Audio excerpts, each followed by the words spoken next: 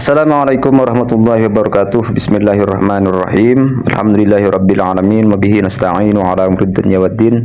Wassalatu wassalamu ala asyrafil anbiya'i wal mursalin sayyidina wa habibina Muhammadin wa ala alihi wa ashabihi ajma'in. Amma ba'du. Qadhibul Haddad yang dilarang oleh pengingkar nasab habaib ternyata justru dianjurkan untuk dibaca oleh Kiai Soleh Darat. Jadi apa yang dikatakan oleh pengingkar nasab bahwa membaca Ratibul Haddad itu tidak berkah, bahkan sampai melarang mengamalkannya atau membacanya, menurut saya itu sudah terlalu berlebihan alias lebay ya.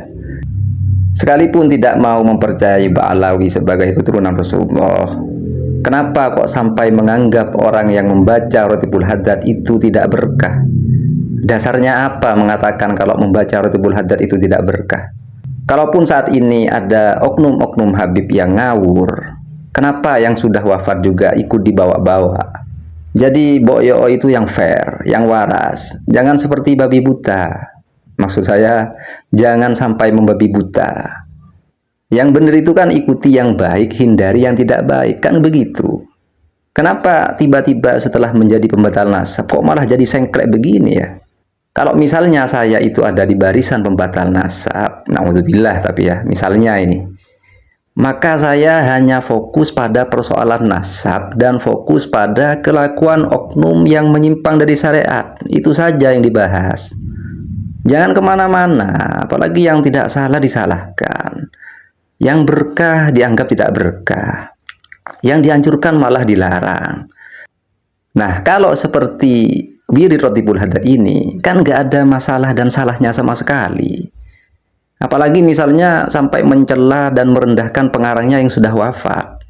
Jadi kalau nggak punya otak, minimal itu masih punya hati lah ya. Kira-kira begitu. Oh, mungkin alasan melarang mengamalkan Ratibul Haddad itu karena ratib tersebut dianggap menjiplak wiridnya Imam Arifai. Lah kalau ratib tersebut dianggap miliknya Imam Arifai yang bukan Habib, kenapa kok juga dilarang? Kan malah lucu. Justru Ratibul Haddad ini oleh ulama Nusantara, oleh para kiai Nusantara itu dianjurkan untuk dibaca dan juga didawamkan untuk dibaca karena diyakini banyak faedahnya, banyak berkahnya. Sudah maklum seperti Al-Mafurlah Syekhona Khalil Bangkalan, Al-Mafurlah Kiai Asad Samsul Arifin Situbondo dan lain-lain itu menganjurkan agar senantiasa membaca Ratibul Haddad ini. Termasuk juga yang menganjurkan itu adalah Kiai Soleh Darat. Jadi malah ulama-ulama besar yang menganjurkan untuk membaca atau mengamalkan Ratibul Haddad ini. Dan sampai sekarang santri pondok-pondok pesantren Ahlu Sunnah wal Jamaah di Indonesia, juga warga Nahdliyin khususnya, senantiasa membaca Ratibul Haddad ini. Berikut saya tampilkan dawuh Kiai Soleh Darat dalam salah satu kitabnya, yaitu Minhajul Atqiya fi Syarhi Ma'rifah Al-Atqiya, halaman 210. Jadi Kiai Soleh Darat, yang mana beliau ini merupakan ulama Nusantara, yang kata para pengingkar nasab kalau ulama Nusantara itu harus diangkat namanya ya, kan seperti itu. Beliau itu pernah berpesan seperti ini: lan luwih utama kaduwe wong awam ngalapo torik Al-Haddad ingkang wus den lakoni para sadatina Ba'alawi. Perhatikan, beliau itu menyebut Ba'alawi dengan sebutan sadah, yakni para sayyid ya. Jadi kalau masih saja ada yang ngomong Habib itu bukan sayyid, kalau masih ada yang ngomong sayyid itu keturunan Rasulullah, kalau Habib bukan keturunan Rasulullah, kemudian berkoar-koar membela ulama Nusantara, maka saya bilang itu basi, udah gak berlaku ya, dan memang gak pernah berlaku karena itu gak sesuai dengan fakta dan data.